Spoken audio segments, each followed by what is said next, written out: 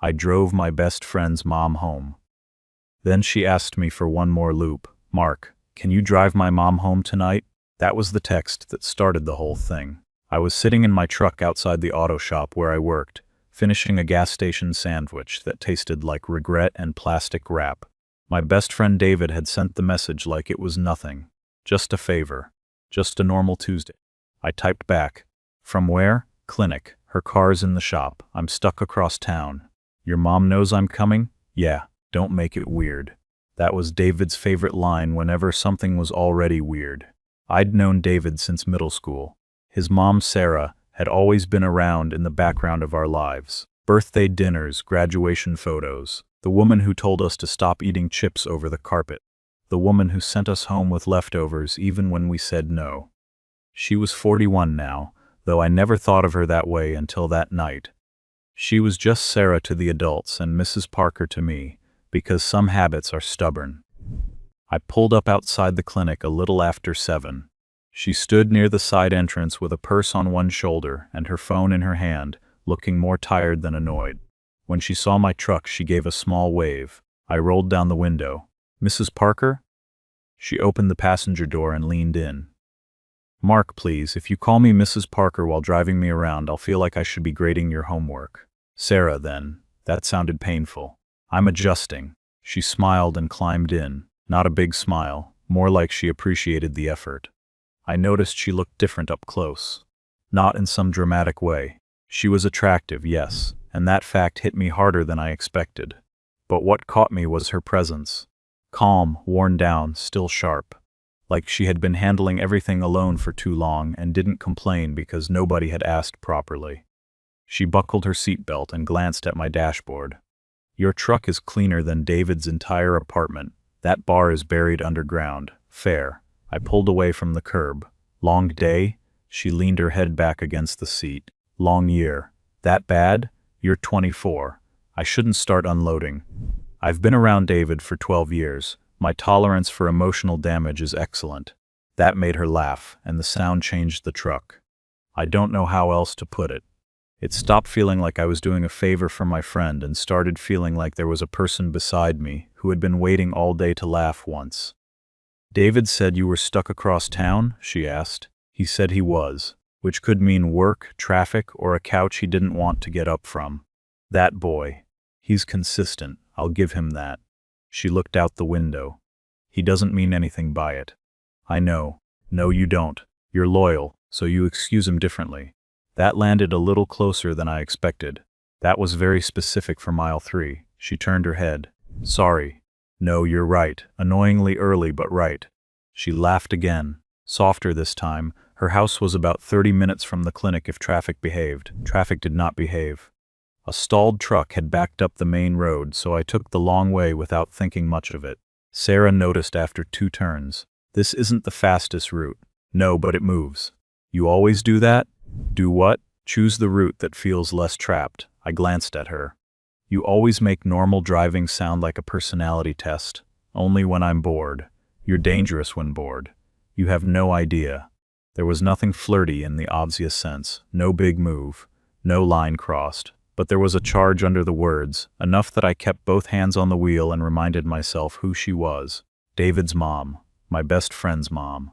A woman 17 years older than me.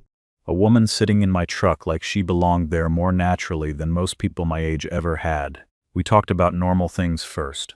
Work, David, bad coffee, the ridiculous rent in town.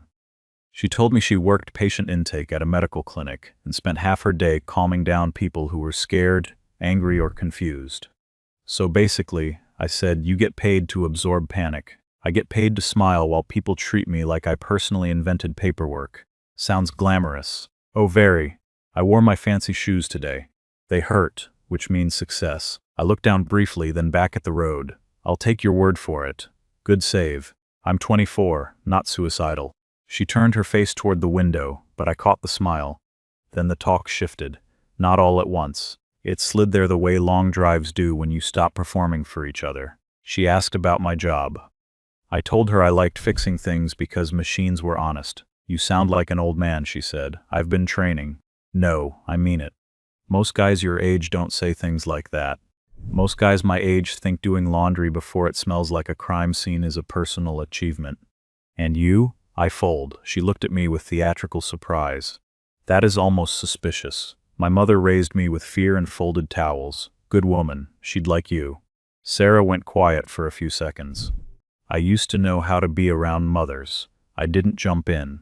I had learned that sometimes people kept talking if you didn't rush to prove you were listening. She rubbed her thumb along the edge of her phone. After my husband passed, people treated me like I was made of glass for about 6 months. Then they treated me like I should be finished being sad.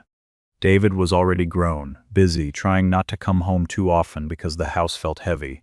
I understood, I really did, but understanding something doesn't make dinner less quiet. I slowed at a red light. How long has it been? 8 years. I'm sorry, thank you. She looked at me. And thank you for not saying he's in a better place or that everything happens for a reason. I try not to insult people when they're trapped in my truck. Such grace. I'm known for it. She smiled, but this one didn't hide the hurt. By the time we reached her street, neither of us was rushing the conversation anymore. Her house sat near the end of a quiet block. The windows were dark except for the porch light she must have left on before work. I pulled up along the curb and put the truck in park. For a second, neither of us moved. She looked at the house. I watched her watch it. The place wasn't ugly or sad. It was just still. Too still. Like the kind of house that waited for a person to come home and didn't care whether that person wanted to. Sarah's hand rested on the door handle, but she didn't pull it. Thank you, Mark. No problem. She nodded once, still looking ahead. Then she whispered, almost like she hated herself for asking, let's take one more loop, please. I didn't ask what she meant. I didn't make a joke. I didn't remind her it was late. I shifted back into drive and pulled away from the curb. Her shoulders dropped like she had been holding them up all day. Thank you, she said again. Don't thank me yet. My loops are famous for poor planning. That's okay. If we end up in another county, I'm blaming you. I'll accept responsibility. That was the first time I saw real relief on her face. Not happiness exactly. Relief. And somehow that felt more intimate than a compliment. If I'd known where that one extra loop was headed, I might have gripped the wheel tighter. I still would have driven. We didn't go anywhere special. We circled through quiet streets, past closed stores and lit-up diners, down roads I usually ignored because there was no reason to take them. That night, the lack of reason became the reason. Sarah talked more, not constantly. She had long pauses and I didn't fill all of them. She told me she hated eating dinner at the kitchen counter but did it anyway because sitting at the table alone felt too official. She told me David called, but usually while doing something else. He loves you, I said. I know. That's not the problem. What is? He thinks love is checking in just enough to avoid guilt. I let that sit. She looked over. Too much? No. Accurate. You always agree this easily, only when someone earns it. She leaned back. David said you were dependable. Coming from him, that means I own a calendar. He also said you're annoyingly calm. He says that because I don't panic when he creates a problem he could have avoided. That sounds like him. He's my brother in every way except the paperwork. Sarah's smile faded a little. Then this must be strange. What? Driving around with me. I could have lied, I almost did. It started strange, I admitted. Now it's just easy. She looked at me for a long second, then turned away. Easy is dangerous, not always. At my age it usually comes with fine print. You're 41, not 80. Careful. That almost sounded like a compliment. It was a correction. Very romantic. I laughed before I could stop myself. I didn't say romantic. No, you got scared and said correction. She had me there. We stayed out until after midnight, then 1, then somehow 2. We stopped for coffee at a 24-hour place with bad lighting and decent pie. I paid because I had invited myself into the role of gentleman and had no graceful exit. Sarah raised an eyebrow when I handed over my card. I can pay for my own coffee. I know. Then why are you doing that? Because I'm already standing here and arguing over $4 feels like a terrible use of our remaining time on Earth. The cashier snorted. Sarah tried not to smile. You're very dramatic for a calm person, she said when we got back in the truck. I contain multitudes. You contain gas station sandwich and stubbornness. And now coffee. A complete man. We talked until the sky started turning pale. I drove her home just after 5, and this time the house looked less threatening in the morning light. Still, when I parked, I didn't want her to get out. That should have worried me more than it did. She unbuckled slowly. I can't believe we did that, neither can I. I'm too old for all-night drives. You handled it better than I did. I'm going to look like a haunted mechanic by noon. She laughed, then reached for the door. I heard myself say, "Tomorrow at 8, we repeat?" She stopped. That was the moment I knew I had stepped off the normal road. Not fallen. Not slipped. Stepped. Sarah turned back to me. "You mean that?" I don't usually offer sleep deprivation casually. David doesn't need to know. The words came out fast and she seemed to regret them immediately. I looked at her. "Is that what you want?" "I don't know." She held my gaze. "I just know I don't want to explain something I don't understand yet." That was honest. More honest than either of us probably deserved at dawn. 8, I said. Her smile was small, bright, and young in a way that had nothing to do with age. 8. The next night, I pulled up at her house like a man making a delivery he didn't want anyone to sign for. Sarah came out with a sweater over one arm and a look that said she had almost talked herself out of it. I leaned across and opened the passenger door. She stood there. "This is ridiculous. Yes, we're adults. Also yes, we should probably not be sneaking around like teenagers. I was boring as a teenager, so this is new for me." She got in. "That explains the driving. It explains many things. Those night drives became ours. I know how that sounds. Too simple. Maybe too convenient. But nothing about it felt simple while we were living it. It felt careful.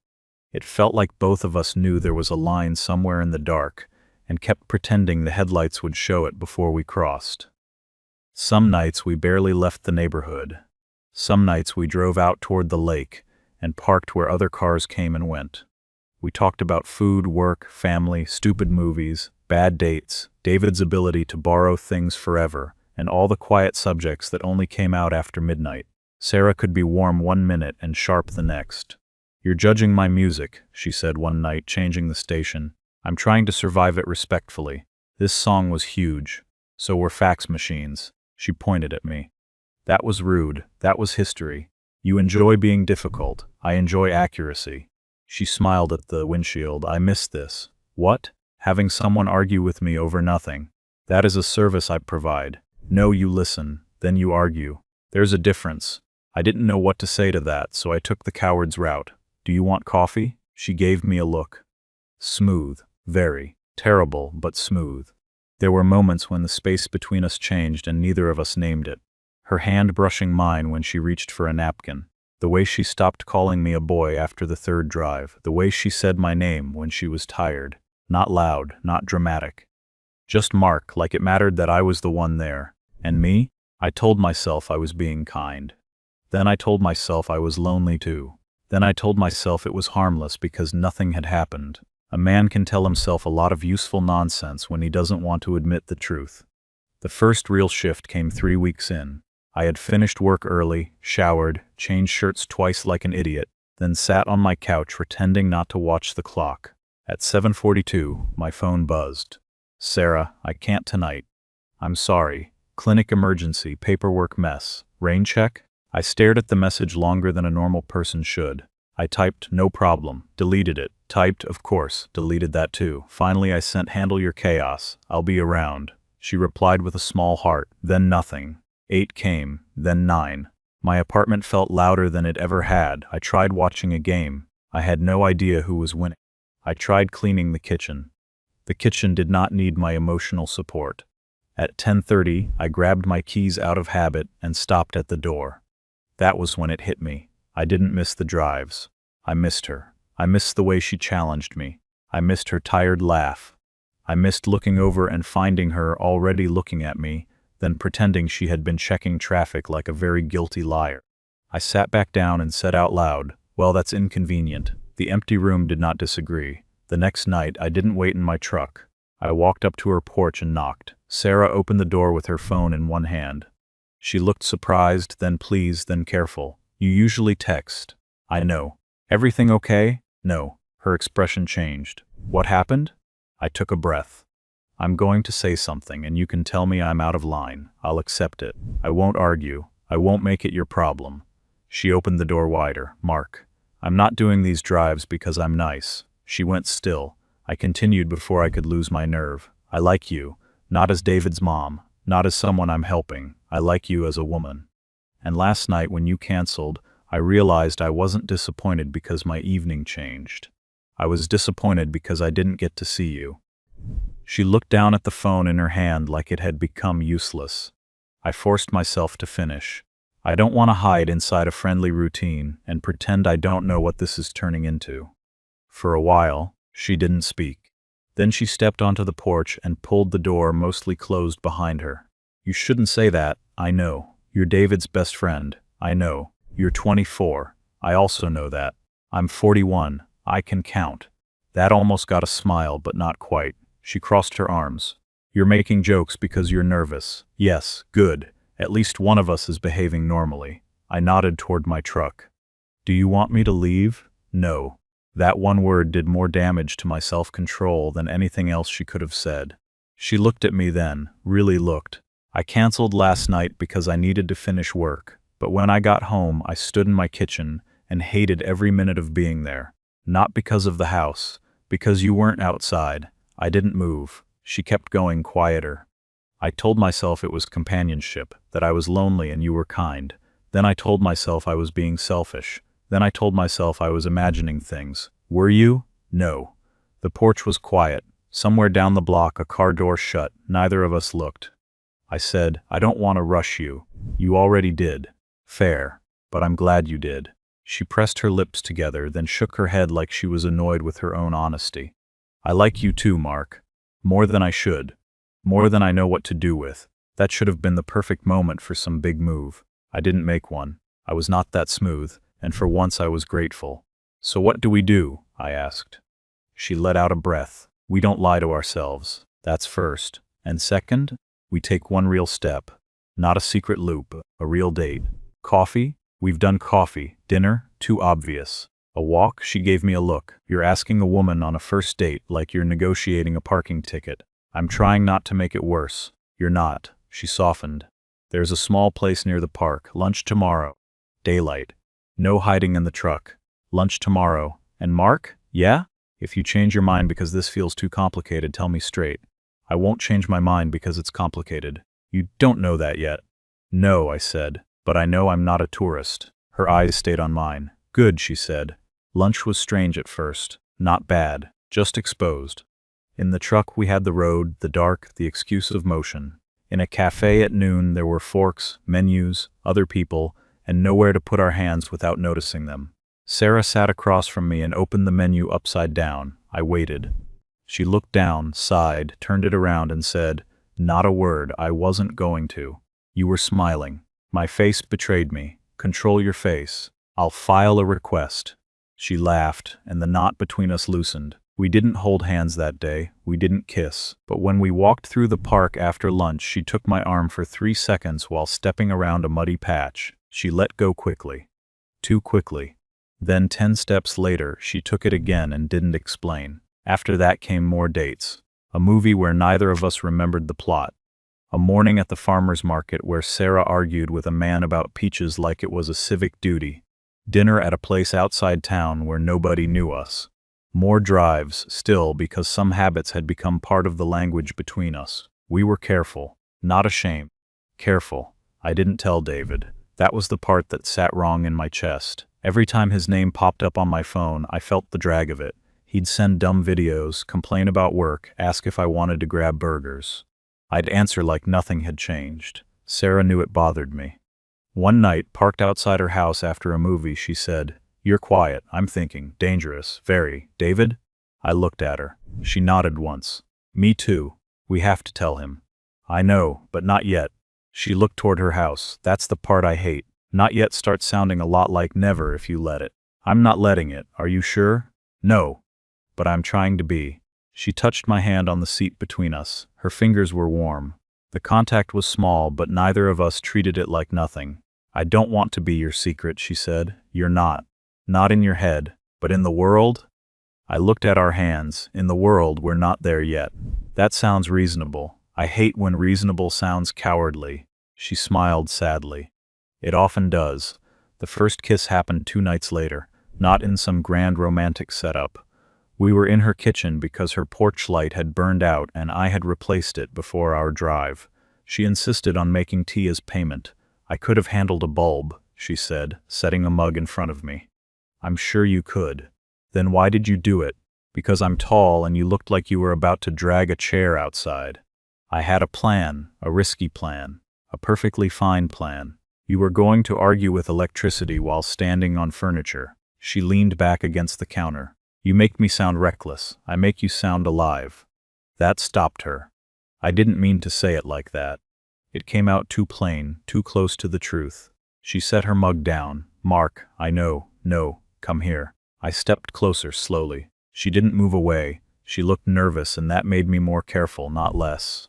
This is probably foolish, she whispered. Probably. You're not supposed to agree. I'm trying honesty. It's ugly but efficient. She laughed once, then reached for my shirt and pulled me closer. The kiss was not dramatic. It was quiet, slow. A decision more than a loss of control. When we separated, she kept her hand against my chest for a second. I'm scared, she said. Me too. You don't look it. I'm working very hard. That earned a real smile. From then on, there was no pretending it was friendship. There was restraint, yes. There was respect. There were doors we did not rush through because both of us knew the cost of rushing. But the relationship was real, and real things leave tracks. David found out on a Saturday afternoon. He had told me he was busy that day, so Sarah and I went to the park 2 towns over. We walked, got coffee, sat on a bench, and talked like people who were tired of editing themselves. I had my arm along the back of the bench.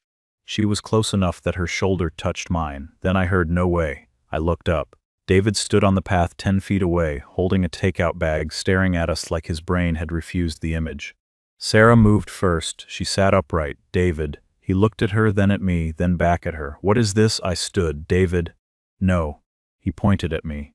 Do not start with my name like you're about to fix my brakes. Sarah rose beside me. We should talk somewhere private. Private? He laughed once, hard. That's rich. Keep your voice down, I said. His eyes snapped to me. You don't get to tell me anything right now. Fair, but don't make a scene around your mother. My mother? He stepped closer. You mean the woman you've been sneaking around with? Sarah's face tightened. David. How long? Neither of us answered fast enough. He looked disgusted. How long? I said. A few weeks. A few weeks, he nodded like the words tasted bad. And you both just forgot to mention it. We were going to tell you, Sarah said. When? At Thanksgiving? You going to pass the potatoes and announce my best friend is dating my mom? A couple walking by slowed. I gave them a look and they kept moving. David's voice dropped, but his anger didn't. You were at my apartment last week. I was, I said. You sat on my couch and acted normal. I didn't know how to say it yet, because there's no good way to say something like this. Sarah stepped forward.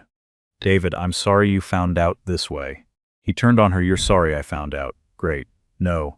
I'm sorry we hurt you. You didn't hurt me. You made me look stupid. That line told me more than he probably meant to reveal. Sarah heard it too. This isn't about how you look.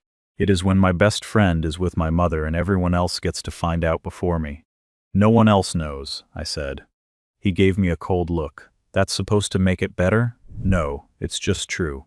He shook his head and backed away. I can't even look at either of you. Sarah reached toward him. David, please. He stepped back like her hand burned. You want him? Fine, but understand me. If you keep doing this, don't call me. Don't text or expect me at your house. I'm done. Her face changed. I saw the hit land. Don't say that, she said. I mean it. No, you're angry. I mean it. His voice was flat now, him or me. I looked at David and felt the old loyalty pull at me. Years of friendship, his couch, his jokes, his family table. Then I looked at Sarah and saw something worse than fear. I saw her already choosing pain because it was familiar. David, I said, don't put that on her. He turned. You don't get a vote. I'm not asking for one. Good. Sarah barely spoke. I need to go. I moved toward her. Sarah. She looked at me, and I knew before she said it. Please don't. David watched us both, breathing hard. I nodded once. Okay. She walked away with him. Not beside him exactly, behind him. That bothered me more than I could admit. I stood there in the park with 2 coffees going cold on the bench and felt like I had just lost both of them in one clean cut. That night I called Sarah, No answer. I texted, "Can we talk?" Nothing. The next morning she sent one message. "I'm sorry, Mark. I can't lose my son. Please don't contact me." I read it in my kitchen at 6:14 a.m. I still remember the time because I stared at the microwave clock like it might explain what to do next. I typed back, "I understand." Then I deleted it. I typed, "This is wrong." Deleted that too. I finally sent, "I hear you. I won't push you by phone." She didn't respond. David blocked me by noon. For 2 days I gave everyone space because that seemed mature. By the third day, maturity started to look suspiciously like hiding. I went to work. I came home. I slept badly. I saw Sarah's street in my head every time I drove after dark. I hated David. Then I hated myself for hating him. Then I remembered the way he had said, "You made me look stupid," and the guilt got some competition. On Thursday, I left work early and drove to David's apartment complex. I didn't call. Couldn't. Blocked.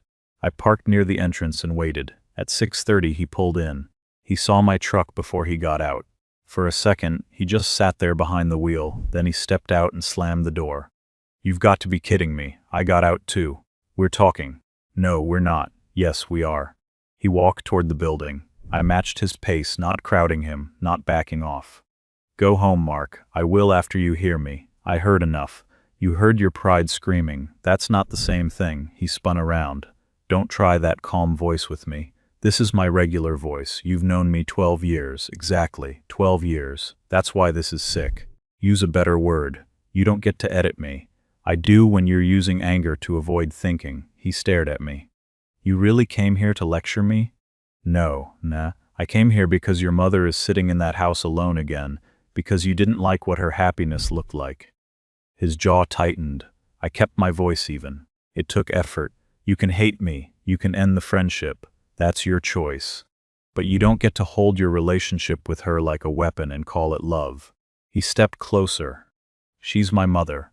She is, and she was a woman before she was your mother. She still is. Don't talk about her like that." "Like what? Like she's alive?" He looked away. That was the first crack. I pushed because I'd come too far to soften it. 8 years, David. 8 years in that house after your dad passed. You moved out. You built your life. That was right. You should have. But don't act like calling her twice a week gives you ownership over what she does with the rest of her life. You think I don't care about her? I think you care. I also think you got used to her being exactly where you left her." His face hardened again, but he didn't walk away. "She told you that?" he asked. "No, she didn't have to. Convenient. You know it's true." He laughed without humor. "And you? What? You're the hero now." "No. Then what are you?" "A man who loves her." Saying it out loud to David felt like stepping into traffic. But there it was, clear. No joke to hide behind, no softer word. David stared at me. "You love her?" "Yes." "You expect me to be okay with that?" "No, I expect you to be angry, confused, probably disgusted for a while." "I can live with that." "How generous. But I won't accept you punishing her because you can't process it." He pointed at me. "You lied to me." "Yes." That stopped him. I nodded. "I did. I should have told you sooner. I was careful until careful became dishonest. That part is on me." He blinked like he had expected excuses and didn't know what to do with ownership. I continued. "But my mistake doesn't make your ultimatum right. She chose me. She chose fear." His face shifted, not enough to forgive me, but enough to hear me. "You think she wanted to cut me off?" I asked. "Do you think that message sounded like freedom?" He didn't answer. I stepped back a little. "You know me. You know what kind of man I am. If you think I'm using her, say it. If you think I'd hurt her for fun, say it. If you think I'm some passing joke, look me in the eye and say that." David swallowed. "Nothing." "Exactly," I said. He looked toward his building. "This is messed up. Yeah, it's not neat. She's my mom. I know. You're my best friend. I know that too. You don't get how that feels." "No, I don't." "But you don't get how it felt watching her stare at her dark house like walking inside was a punishment." His eyes came back to me. I said it quieter. "She asked me to take one more loop, David. That's how it started. Not with some plan. Not with disrespect. She just didn't want to go home yet." His anger drained in pieces. After that, not gone, just tired. He sat down on the low wall near the walkway. I stayed standing. "My dad would hate this," he said. "You don't know that." "I do." "No. You know you hate imagining her with someone who isn't him." "That's different." He rubbed both hands over his face. I hate you right now. That's allowed. You're being annoyingly reasonable. I've had practice. He almost smiled. It died fast, but I saw it. For a while, neither of us spoke. Then he said, "Did she really look that bad at the house?" I nodded. Lonely, not weak, not dramatic, just lonely. He stared at the pavement. I thought if she needed me, she'd say, "She's your mother. She spent your whole life not making her pain your job." That one landed hard. He stood slowly. "I need to talk to her." "Yes, and you need to stay out of it." "I will." He gave me a sharp look. "Can you? I came here to get you to talk to her, not to win a trophy." "She's not a trophy." "I know." His shoulders lowered a little. "I still don't like it," he said. "I didn't ask you to. I still may never like it." "That's honest. But I shouldn't have said I'd cut her off, no." He looked at me, and for the first time since the park I saw my friend in there. Angry, bruised, stubborn, but not cruel. "I'm not ready to forgive you." "I didn't come for that either." "Good." He started toward his car, then stopped. "Mark." "Yeah? If this hurts her, we're done forever." I met his eyes. "If I hurt her, I'll deserve that." He nodded once and left. I drove home with no music on. My hands hurt from gripping the wheel, though I hadn't noticed during the conversation. I didn't know what David would say to her.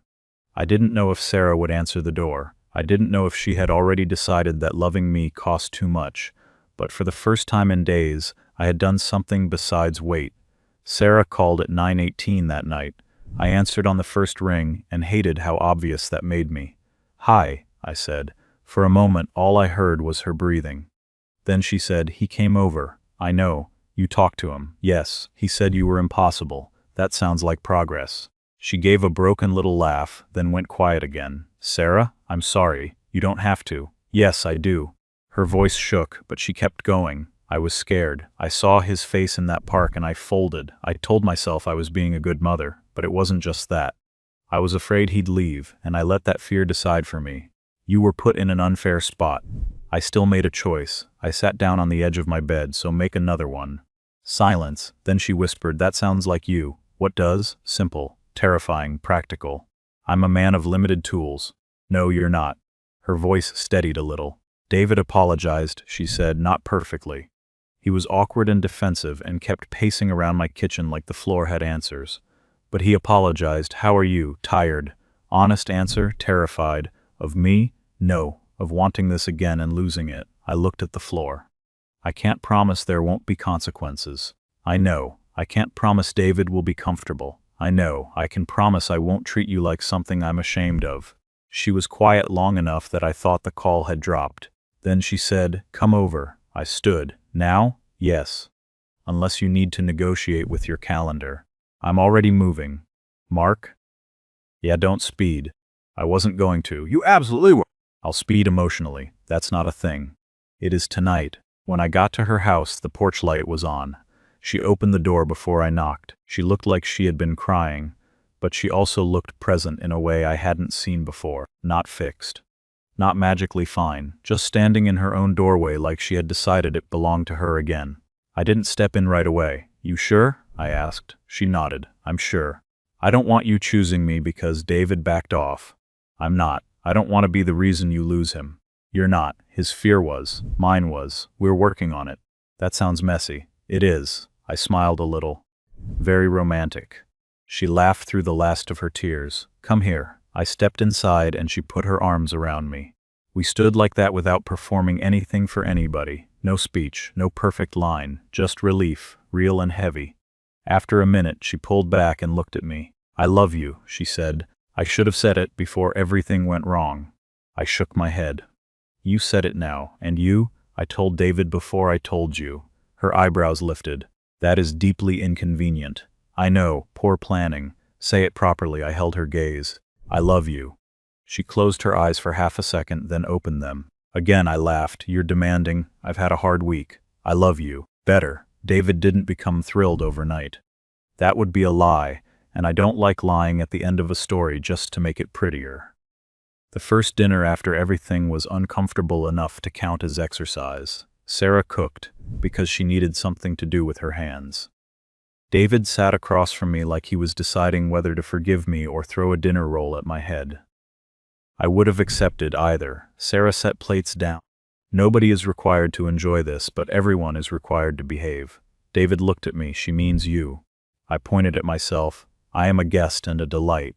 Sarah gave me a warning look. Mark, behaving.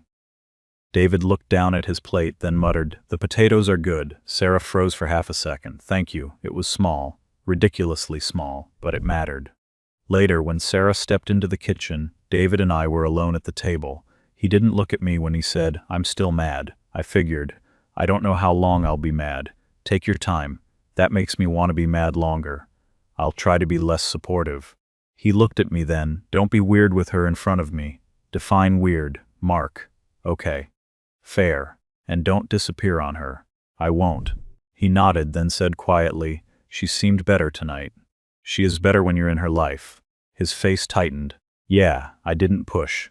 Over the next months, we did the work that people skip in movies because it's not pretty enough. Sarah and David had hard conversations without me in the room. I gave them space when they needed it and stood my ground when my relationship with Sarah deserved air.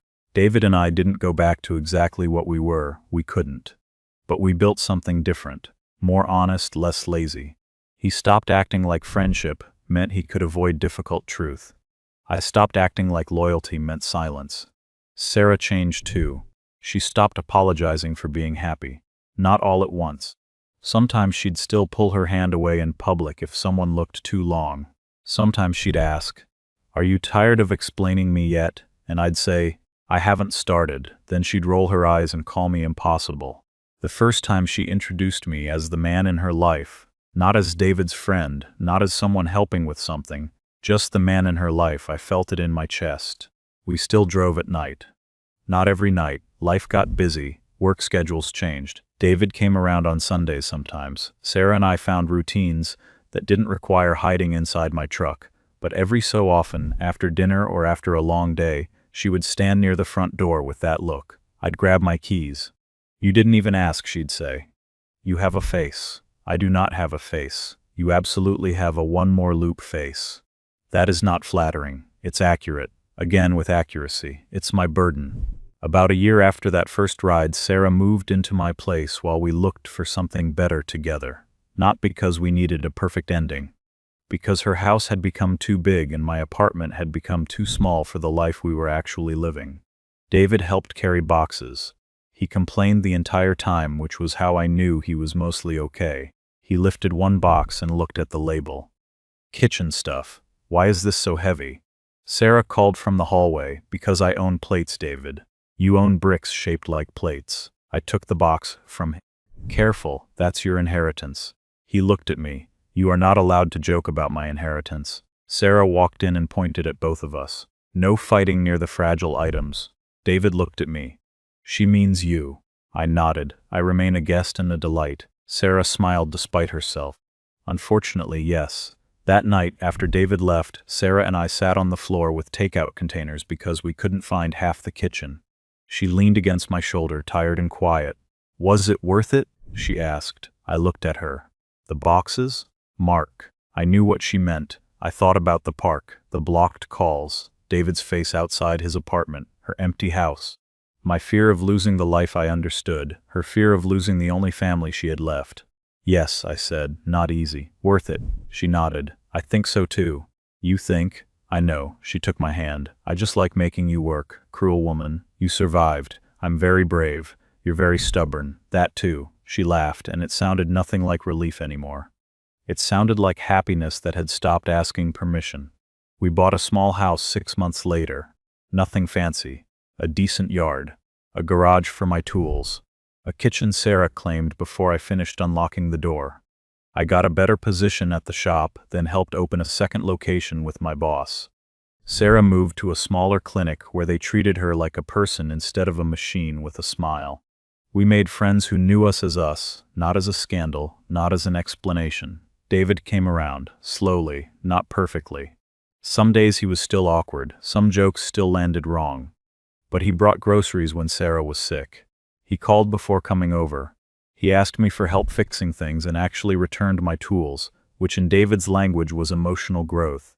One Sunday he stood in our driveway watching Sarah laugh at something I said while she watered the plants. He looked at me and shook his head. Still weird, I shrugged. Still your problem. He stared at me, then laughed. Yeah, I walked into that. You did. He nodded toward Sarah. She's happy. Yes, don't ruin it. I won't. He looked at me for a long second. I know, that was the closest thing to full forgiveness I needed. Sometimes people ask if the age difference bothered me later, once the drama settled and real life took over. The answer is simple. Real life made it matter less, not more. Bills showed up. Work got tiring. David annoyed both of us. Sarah stole the good side of the bed.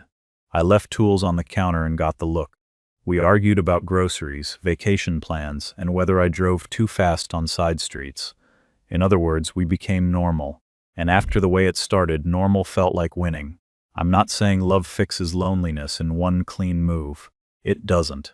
Sarah still had years behind her that I couldn't erase. I still had guilt about how we started, and I had to earn my place in the open, not just in the late-night quiet. But I learned something I should have known earlier. Being careful is good until it becomes a cage.